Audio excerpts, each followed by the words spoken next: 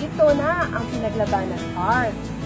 Ito ang Pinaglabanan Shrine kung tawagin. San Juan Pinaglabanan Shrine, formerly a garrison camp ng mga Pilipino at American soldiers noong World War II.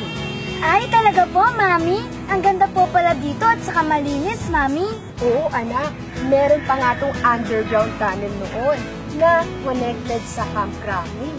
Ay, talaga po, Mami? Wow! Eh, nasa na po ngayon yun? Wala na, anak. Wala na kasi after the war, it became a dump site and informal settlers kung tawagin noon. When former President Joseph Estrada became a mayor in this former town, alam mo kung anong ginawa niya? Inumpisahan niya linisin ang mga ito at inirelocate niya ang mga halos hundreds na pamilya from San Juan to Tanay Rizal. Ah, marami din po palang nagawang mabuti si Era para sa mahihirap na tao. Oo, anak.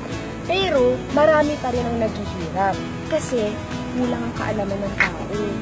Eh, Mami, may request po sana ako.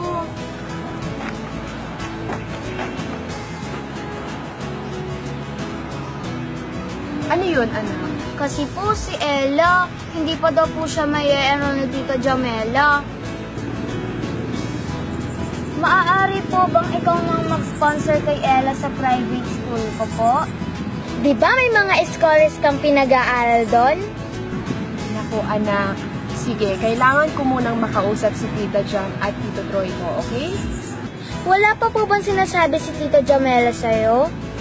Wala pa, anak eh. Pero sige, mamaya, pupuntahan ko si Tita Jamela mo, okay?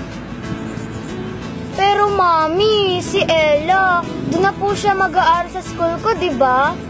Sige na po, please.